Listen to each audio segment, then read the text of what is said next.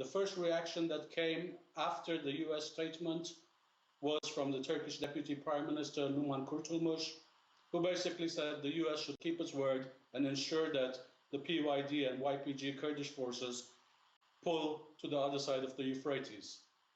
That's right. Sorry, because the problem there is that these Kurdish forces fighting in northern Syria were fighting with the backing of American forces. So what could this mean then if Turkey doesn't stand down? I mean, basically, again, what we're speaking about is whether the Americans are opposed to any Turkish involvement south of the town of Jarablus. They appear to have no problem with Turkish involvement leading up to Jarablus to clear that town of Islamic State group militants. What is at issue is south of Jarablus leading into Manbij, where, I mean, basically we don't know if Turkish forces are actually involved down there or is it just rebel forces backed by Turkey. Turkey is saying it will not accept any presence whatsoever this side of the Euphrates, and this could lead to serious problems later. I mean, that is the problem, isn't it? Kurdish fighters who have actually forced out Islamic State, now taking territory on that border with Turkey, which poses a real threat to Turkey, according to President Erdogan.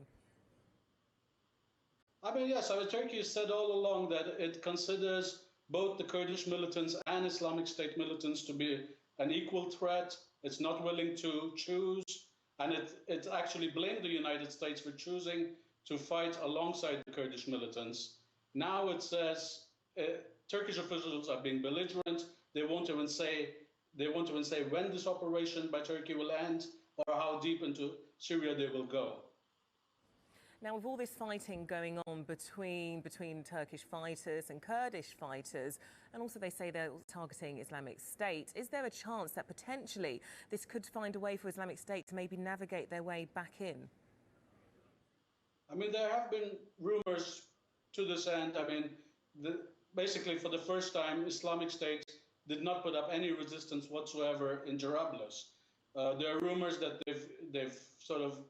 they're wearing civilian clothes, disguising themselves as civilians, and might somehow find their way back and attack Turkey, which would beat the purpose. Because Turkey, what it's trying to do is perhaps set up a safe zone where it will keep all these Islamic State militants, Kurdish militants, everyone away from Turkish territory. Some people do, though, doubt why President Erdogan is carrying out these actions. But just yesterday, he was speaking at a rally in Gaziantep, where there was a wedding party that was attacked, killing more than 50 people. But he was calling for unity with all of the Turkish people, including the Kurds. I mean, that has been the case ever since the failed coup attempt, where Turkish authorities have sort of left the polarizing rhetoric to one side. And they're trying to call on everyone to unite as a country and fight against what they call multiple common threats. The issue here, again, is that Turkey definitely sees the Kurdish militants south of its border as a real threat. Whether Turkey's Kurds see it in the same way is debatable. But what we know is that Turkey is not going to backstrap and let this opportunity get away. It wants to create the safe zone. It says this would also prevent a new influx of refugees. OK, Suraj Sharma from the Middle East, thanks so much for speaking to us this afternoon.